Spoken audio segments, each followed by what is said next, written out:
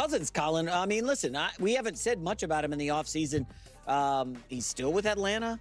He's not going to be the starter, and he wants out. However, reports are saying Cousins will not waive his no-trade clause until after the draft, despite the Falcons shopping him. So it's pretty clear Kirk wants to see how the dust settles, who gets Shador. We know Cam Ward is going to the Titans 1. And Kirk Cousins is probably going to say, fine, waive my clause so I can go to X team where I could probably be the starter. It seems like, though, we're down to the Browns, the Giants, and the Steelers. Those are the only 3 teams. The Jets clearly made a promise to Justin Fields that he's our guy. Yeah, I think Kirk is playing it smart here. And goes back to my Aaron Rodgers thing. What's the hurry? Pittsburgh's really a great fit for Malibu guy, Pittsburgh, defensive culture. Like, I think Aaron Rodgers is too smart to make a really dumb decision. And I don't care about DK Metcalf. That's not why I'm going to go to a team because I like a wide receiver. You roll an ankle, you don't have DK Metcalf. That's not why I'm going to a team. Yeah. And no, I think, listen, when you get, it's one thing if you're in the prime of your career or you're young, but when you're at the end of your career, you should be pickier. Aaron should be picky. Kirk Cousins and Aaron have $300 million. What's the point of playing and getting hurt? Like, as you get older and have more money, you have more leverage because you have less options, but less need to build a legacy or build your bank account. So why not wait? And for the Falcons, you could get a win. You don't want to wish, but like a quarterback somewhere gets hurt in the offseason, he's going to be out until December. Right, well, let's bring in Kirk Cousins. And now you trade for him, you got to give up some draft capital. But Kirk Cousins, I would agree, playing it smart here.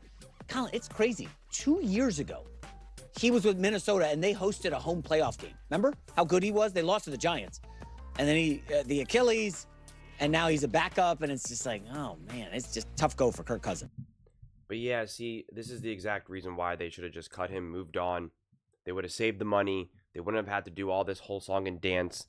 Kirk Cousins has way too much power in this position, and the reward that the Falcons are hoping that they're going to be able to get, try to get some money back and some compensation, like it's just unnecessary, and you're making your job harder for yourself right now. And again, Kirk Cousins still has way too much power in this situation. It would have made more sense if there was no no trade clause. Then you could say, okay, the Falcons are in a bit more of a position of power.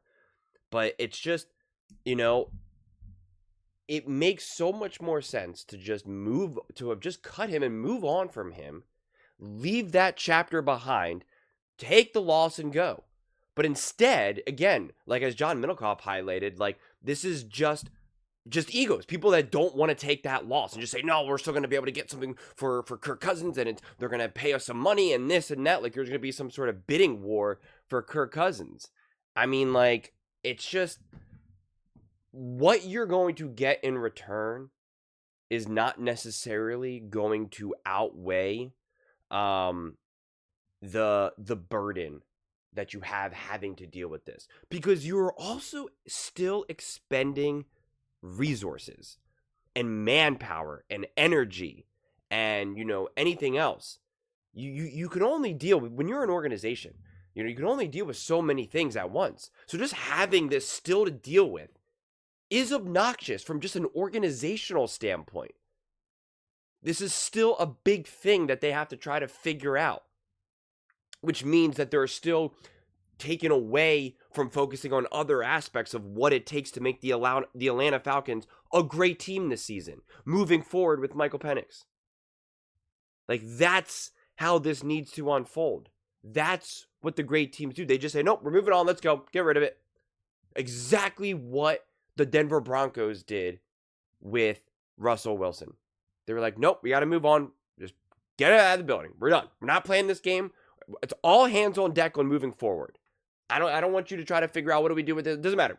Get rid of it. Let's go. Let's focus. And what happened? They draft Bo Nix and immediately get to the playoffs for the first time in like a decade. You can't be spread thin. And it might seem little, but it's not. And if you think you're getting some like chunk of haul for Kirk Cousins, like it's just not going to happen. What do you think? The Browns are going to give him like a 3rd round pick or something? Like it just doesn't make sense. And they're like, oh, well, they could have saved some money because then they'll have to pay the bonus or whatever. It's like, but if you just cut him, then you didn't owe him that in the first place. So it's a frustrating thing when you see the Atlanta Falcons have the actual potential to build momentum and then still just kind of have this, rock in the gear. And you're not going to tell me like, oh, the Falcons are playing this smart, because the Falcons haven't done any of this smart. Nothing they've done has been smart in this regard. They fumbled last season. So they made bad decisions. Just like the Denver Broncos made a bad decision with what they did. But you got to cut your losses and move forward. So no, the Atlanta Falcons don't deserve the benefit of the doubt, honestly.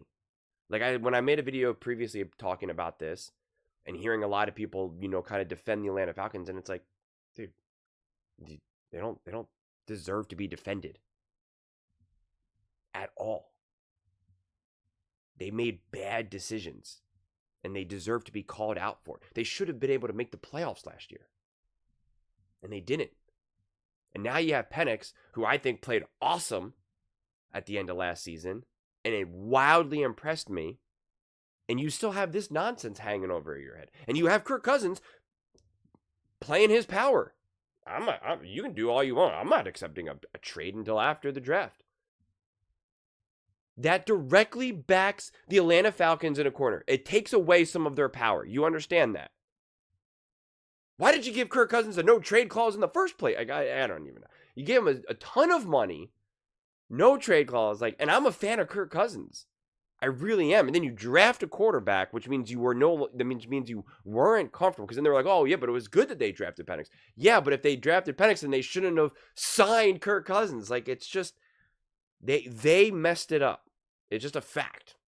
It's just a fact. They messed it up. And they're continuing to mess it up and make it uglier than it needs to be. And it's just the reward just does not outweigh the headache and the nonsense and the resources that now get expended having to deal with all of this. You only have so much time in the day. There's also now lack of clarity. I promise you, there's still people talking about it within the building, other players, heck, even Penix. It's still a thing that need not be there anymore.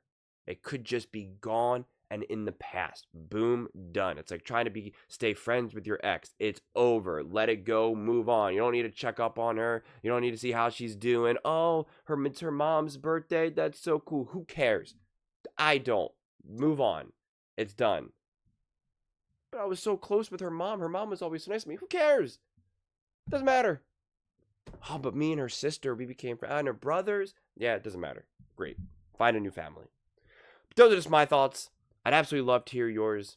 What do you guys all think about Kirk Cousins lingering with the Atlanta Falcons? Do you think it outweighs the positive? Do you think the positives outweigh the negatives? Let me know in the comments below. I read every single comment. So whether you agree with me or disagree with me, either way, let's get in some discussions. Let's get in some fights. But ultimately, let's just have some fun.